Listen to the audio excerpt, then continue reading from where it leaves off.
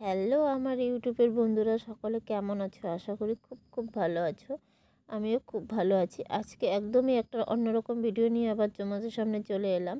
আজকে আমার পার্লারে কি কাজ হলো সেটাই তোমাদের সাথে শেয়ার করছি।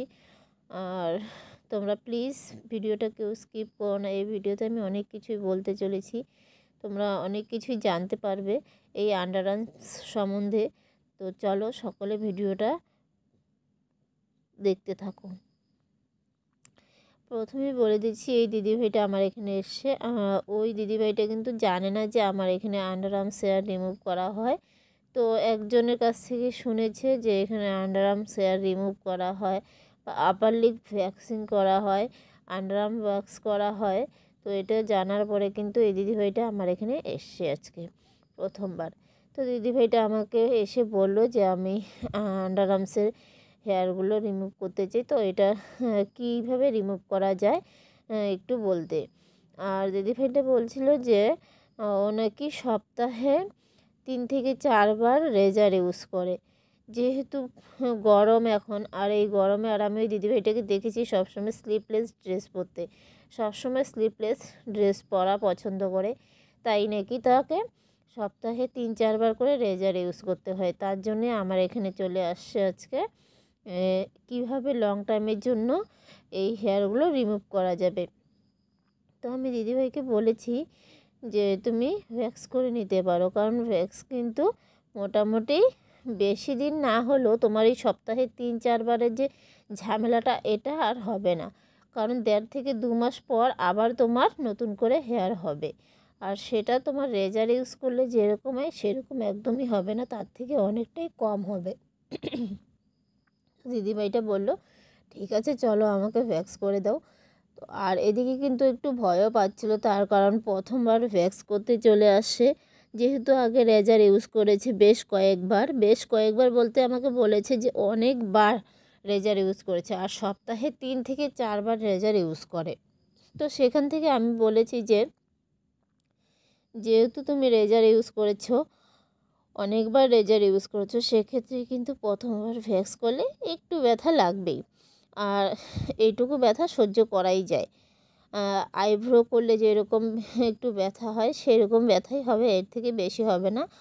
আর নেক্সট টাইম তুমি যখন করবে ভ্যাক্স, তখন আশা করি এখন যেই ব্যথাটা পাবে তার থেকে অনেকটা কম লাগবে। তার কারণ এর আগে যেহেতু বেশ কয়েকবার তুমি রেজার ইউজ করে নিয়েছো, সেক্ষেত্রে প্রথমবার ভ্যাক্স করতে গেলে একটু ব্যথা হবেই।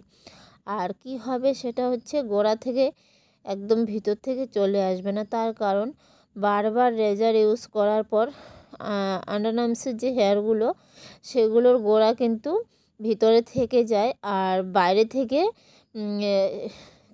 মানে কেটে নেওয়া হয়। সেক্ষেত্রে ভ্যাক্স করার ক্ষেত্রে কি হবে, প্রথমবার যেহেতু ভ্যাক্স করছে, আমি বললাম যে গোড়া থেকে হয়তো ভিতর থেকে নাও আসতে পারে, কিছু ছোট ছোট লোম কিন্তু থেকে যেতে পারে। তারপর কিন্তু তুমি নেক্সট টাইম যখন আবার ভ্যাক্স করবে তখন পুরো ক্লিন হয়ে যাবে। তো এটা শুনে দিদিভাই খুব খুশি হলো, আর আমাকে বলল ঠিক আছে চলো করে দাও আমাকে, এখন থেকে আমি আর রেজার ইউজ করব না, ভ্যাক্সই করব। তো প্রথমেই কিন্তু আমি দিদিভাইয়ের আন্ডার আর্মসটা খুব ভালোভাবে তোমাদেরকে দেখিয়ে দিয়েছিলাম, আর সেটাকে খুব ভালোভাবে একটু ঠান্ডা জল দিয়ে পরিষ্কার করে নিয়েছিলাম।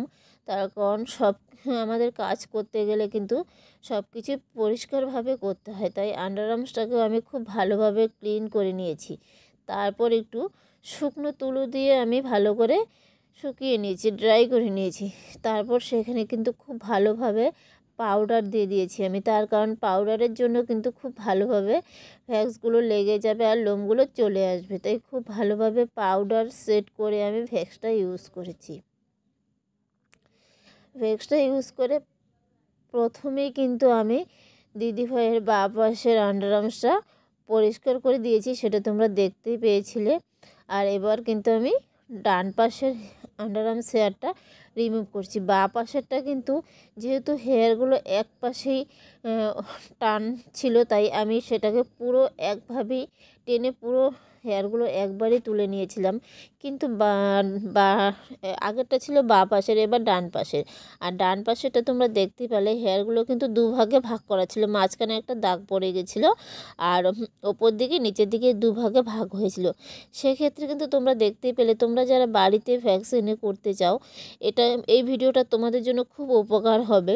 দেখো আন্ডার আর্মসের হেয়ারগুলো যেদিকে থাকবে ঠিক তার অপোজিট দিকে কিন্তু তোমাদেরকে ভ্যাক্সটা টান দিয়ে তুলতে হবে। তার কারণ তুমি ভ্যাক্সটা যখন ইউজ করবে, লোমগুলো যেদিকে ঘোরানো থাকবে সেই দিকেই ভ্যাক্সটা ইউজ করবে।